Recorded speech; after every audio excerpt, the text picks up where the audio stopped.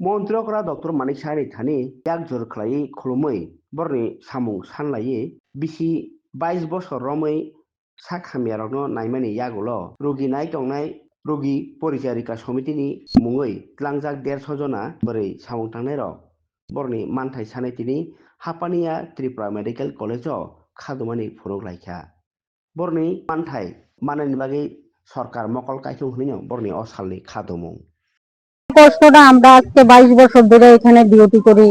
Patient party আমরা টাকা দেয়, কাজ করি। পেশেন্ট পার্টি আমরা টাকা দেয়। হসপিটাল তো কোনো আমরা হসপিটাল কর্তৃপক্ষ টাকা দেয় না, কোনো কিছু না। আমরা পেশেন্ট পার্টি টাকা দেয়। এরপরে আমরা ডিউটি করতে পারতাছি না। আমরা ডিউটি গেলেই আমরা নামাই দেয়, ডিউটি গেলেই আমরা নামাই দেয়। আমরা প্রায় 150 জনের মতো আছি। এরপরে দিয়া মুখ্যমন্ত্রী মানিক শাহ স্যার আইসে, আমরা কাজ করতেছি, আমরা ভালোই হইতাছে। এর মধ্যে যে আমরা এইভাবে কাজের থেকে বরখাস্ত করে দিব, আমরা তো এইটাই কোনো কিছু কাজ করে কিছু টাকা উপার্জন করে আমরা সংসার চালাই। আর তো কিছু চাইতেছি না, শুধু কাজের লেগে আমরা চাইতেছি। আমরা কাজ দেখ, আমরা আর কিছু চাই না। কাজ দিলে আমরা পেশেন্ট পার্টি টাকা দেয়, আমরা তো হসপিটালের থেকে আমরা টাকা চাই না, হসপিটাল থেকে আমরা টাকা দেয়। আমরা শুধু পেশেন্টের সেবা যত্ন করে পেশেন্ট পার্টি আমরা টাকা দেয়। এই টাকা উপার্জন করে আমরা সংসার চালাই, আর তো কিছু না। এদের মধ্যে আমরা দিতেছে না। আমরা 140 জন বিগত আমরা 22 বছর ধরে কাজ করতেছি। এখানে কাজ করে যার সংসার সুন্দরভাবে চালাইতে পারতেছি, সুন্দরভাবে। কেউ পড়াশোনা করাইতেছে, কেউ স্বামী চিকিৎসা করাইতেছে, কেউ সংসার চালাই যাচ্ছে। নানান ভাবে আমরা সংসার সুন্দরভাবে চলতাম। ওখানে যখন আমরা বন্ধ করে দিছে, আজকে 2 মাস হয়েছে বন্ধ করে দিছে। এই 2 মাসের মধ্যে আমরা এক একজন এমন হয়েছি, মানে ওখানে কেউ ঘরে মানে এক কেজি চালাই না রান্না করে খাবো, এটাও পারতাছি না। আমরা আর পথে আমরা অনেক তারার কথা শুনছি। অনেকে কইছে যে তোমরা আমরা দিয়া দিমু, অনেকেই কইছে নানান কথা, কিন্তু আমরা পারতাছি না। দেখতেছি কিছু হইতেছে না। তখন আমরা কালকে রাত্রে চিকা দিদিরা দাঁড়াইছি একটা পেশেন্টের কাছে। চিকা দিদিরা পুরোপুরি মাসিরা, তারপরে কষ্ট দিয়ে দেয় যে ওখানে তো আমরা যদি না দেয়, আমরা তো না খাই মরণ লাগবো। স্বামী পড়াশোনা হইতো না, স্বামী চিকিৎসা হইতো না। যেমন আমার জামাই আজকে 19 বছর ধরে সুগার রোগী, সুগার থেকে হাত পা চলে বিছানাতে আছে।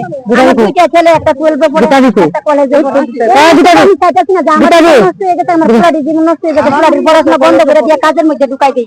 আমি তো পারতাম না। স্বামী আজকে থেকে 22 বছর ধরে এই হাসপাতালে রোগীর কাজ করতেছি।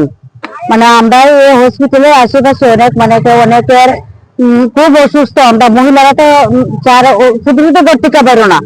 আমরা 22 বছর ধরে কাজ করতেছি, শুধু রোগীর কাজ করি।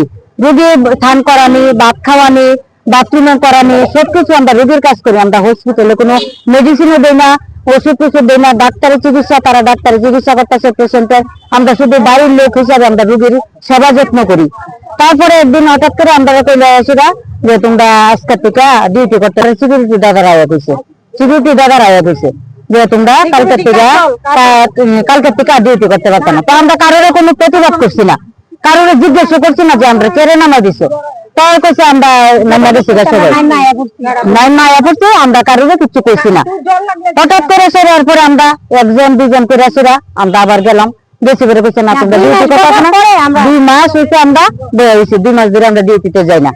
তারপরে একদিন আমার রিলেটিভ আছে, ফোন করছেন রিলেটিভের কাছে, 2 রাত্রে রেখে দিছি। কালকে আমরা আইছি, আমরা আর পারতাছি না। আমরা ঘরে বাচ্চারা আছে, কেউ পড়াশোনা করাইতেছি, কেউ কলেজে পড়তেছে, সবাই। স্বামী অসুস্থ, আমার স্বামী একজন স্ট্রোক করা পেশেন্ট ঘরের মধ্যে। আমি ওষুধ বাড়ি ঠিক মতো খাওয়াইতে পারতাছি না। তারপরে আমি পেটের জ্বালা আর যন্ত্রণা বুক করতেছি না। তাহলে আমরা কালকে আমি আইসি ডিউটির মধ্যে ডিউটিতে আইসি। আমি কালকে রাত্রিবেলা ডিউটি করছি। আমরা এই দিদি আজকে দিনের বেলা ডিউটিতে গেছে, সকালে আমার পেশেন্টের নিয়ে গেছে। এরপরে দিদিরা তারা না করছে, ডিউটি করতে পারতো না। সিকিউরিটি যায় সেটা বুঝছে না, তোমরা ডিউটি করতে পারতো না, তোমরা না যাবা। তাহলে আমরা কি করতে পারি? আমরা অনেক কিছু না, আমরা অসহায়, রাস্তা বঞ্চার, আমরা কোনো গতি নাই। আমরা কি করবো? আমরা বাতের লেগে আমরা এই ব্যবস্থা করতেছি। এর ছেলে একটা জিবি হাসপাতালে এখনো ভর্তি আছে, আইসিইউতে মধ্যে আমরা চিকিৎসা করতে